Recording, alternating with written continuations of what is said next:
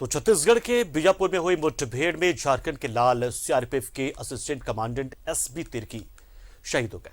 उन्हें आखिरी सलाम देने झारखंड के राज्यपाल, मुख्यमंत्री समेत कई अधिकारी पहुंचे। इस दौरान एक बेहद ही खूबसूरत तस्वीर देखने को मिली। हालांकि मार्मिक तस्वीर थी, लेकिन जिस तरीके से राज्य के मुखिया शहीद के बेटे को अपनी गोद में उठाते नजर आए, वो अपने आप में ये दिखाने के लिए काफी था कि हर एक झारखंड वासियों के लिए हमारे अभिभावक के तौर पर हैं मुख्यमंत्री। लगा कि मुख्यमंत्री मासूम को बता रहे कि वो एक वीर की संतान है और वो चिंता ना करे। उसके पिता शहीद हुए हैं, लेकिन उसके लिए मुख्यमंत्री के तौर पर वे अभिभावक के तौर पर हमेशा खड़े हैं।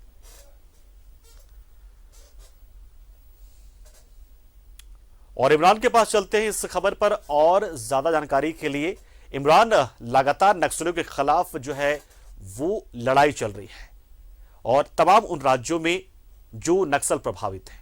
झारखंड में भी हमने देखा कि पिछले 2-3 दिनों से लगातार लोहरदगा पेशवार भी लड़ाई चल रही है।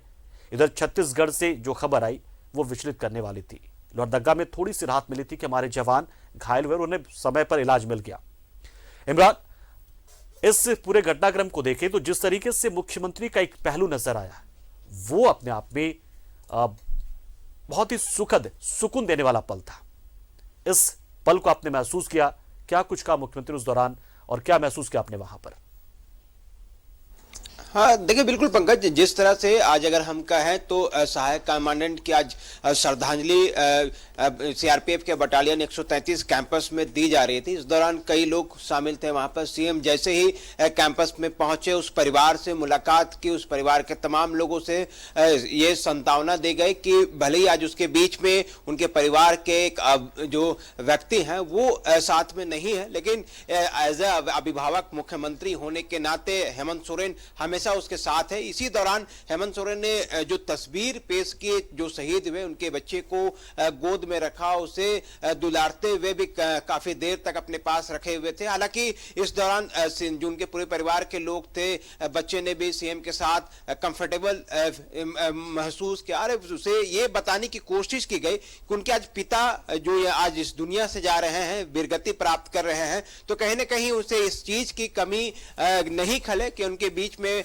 उनके परिवार के अभिभावक नहीं है। तो अभिभावक के रूप में सीएम हेमंत सोरेन ने अपने आप को उस चेयर पर बैठ करके बच्चे के साथ वक्त बिताया। काफी लंबा वक्त बच्चे को अपने पास रखा। हालांकि बाद में बच्चे की मां ने उसे अपने पास लेते हुए बताया कि किस तरह से उस बच्चे को पिता पुकारते थे। जब टेलीफोनिक बातचीत होती थी तो बच्चे जो है अपने पिता को आई लव यू कहा करते थे। तो कहीं ना कहीं सारी बातों को सीएम काफी गौर से सुन रहे थे। सीएम ने परिवार को आश्वासन भी दिया कि इस घड़ी के मौके पर हर एक व्यक्ति कहता है कि हम हमेशा आपके साथ हैं, लेकिन ये सिर्फ कहने की बातें नहीं है। आज आपके इस कैंपस से ये साफ तौर से आश्वासन देते हुए, भरोसा देते हुए सीएम ने जताया कि आपको जब भी, कभी भी, किसी भी वक्त उनको जरूरत पड़े, लगता है कि उसे, उस परिवार को किसी संकट के वक्त में जरूरत है, किसी कमियों के वक्त में जरूरत है, तो वो बेझिझक मुख्यमंत्री से अपनी बातों को कह सकती हैं। उनके परिवार के साथ राज्य सरकार के तमाम जो लोग हैं वो खड़े हैं और यही संदेश देने की कोशिश भी की गई। साथ ही इस मौके पर जब श्रद्धांजलि सभा की जब शुरुआत हुई तो राज्यपाल से पहले परिवार के लोगों ने अपने जो सहायक कमांडेंट है उनको श्रद्धांजलि दी गई। इसके बाद राज्यपाल आए, फिर सीएम आए, मुख्य सचिव आए, दूसरे सीआरपीएफ के अधिकारी आए। लेकिन इस मौके पर जिस तरह की जो तस्वीर देखने को आज मिली है, परिवार के साथ उसके परिवार के एक अंग के रूप में सीएम मौजूद थे। परिवार के तमाम लोगों से बातचीत की, भरोसा दिलाया कि हर संभव मदद की जाएगी। जाते जाते वक्त भी जब मीडिया से मुखातिब हुए तो साफ शब्दों में कहा है कि इस तरह की घटना से नक्सलियों की जो कायरतापूर्ण हरकतें हैं वो उजागर तो होती है। बिल्कुल बिल्कुल इमरान, ये तस्वीर बहुत ही भावुक करने वाली तस्वीर थी और बहुत ही सुखद एहसास कराती तस्वीर नजर आई और इसमें लगा कि हर एक झारखंडवासी किस तरीके से मुख्यमंत्री के लिए जो एक उनके संतान की तरह है, मुख्यमंत्री सबके अभिभावक की बहुत अच्छी तस्वीर थी। लेकिन इस दौरान जो माहौल गमगीन करने वाला था और ये पल वैसा पल था जिसमें छत्तीसगढ़ में हमारे झारखंड का लाल शहीद हुआ है। दूसरी ओर लगातार झारखंड भी इन नक्सलियों के हिंसा की भेंट चढ़ता रहा है। कई एक ऐसी घटनाएं घटती रही है। क्या इस पल पर मुख्यमंत्री ने नक्सलियों के नाम कोई संदेश दिया और कहा कि नक्सलियों के खिलाफ किस तरह की जंग अब शुरू वो करने जा रहे हैं, क्योंकि जाहिर सी बात है एक को लगातार लोहरदगा पेशावर में हम देख रहे घटना को, दूसरे छत्तीसगढ़ में घटना घट गई। क्या कुछ संदेश दिया उन्होंने नक्सलियों के लिए कि कैसे शिकंजा कसा जाएगा उन पर?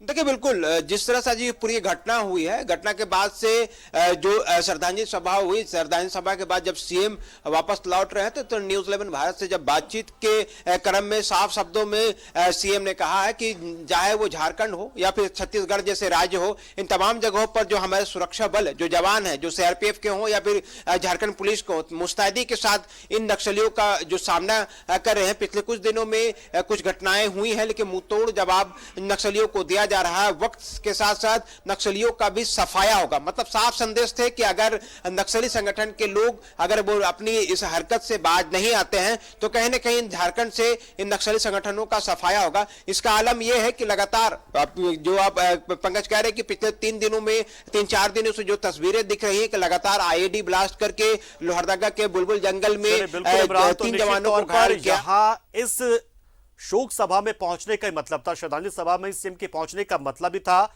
एक तो शोक संतप्त परिवार को ढांढस बंधाना और दूसरा नक्सलियों को संदेश देना कि जो लड़ाई झारखंड में नक्सलियों के खिलाफ सरकार ने शुरू की है, पुलिस ने शुरू की है, उससे मुकाम तक पहुंचाना। बहुत शुक्रिया इमरान, हमारे साथ जुड़े आप, जानकारी आपने दी और इस पूरे घटनाक्रम से जुड़ी तमाम जानकारी आपने दर्शकों तक पहुंचाई है। बहुत शुक्रिया आपका इमरान, हमारे साथ जुड़े आप। तो देखिए एक बड़ी बात यहां पर इमरान ने यह बताया कि किस तरीके से मुख्यमंत्री ने शोक संतप्त परिवार को ढांढस बंधाया, एक अभिभावक के तौर पर नजर आए, लेकिन साथ ही साथ एक संकेत दिया कि नक्सलियों के लिए उनके मंसूबे क्या है, किस तरीके से नक्सलियों पर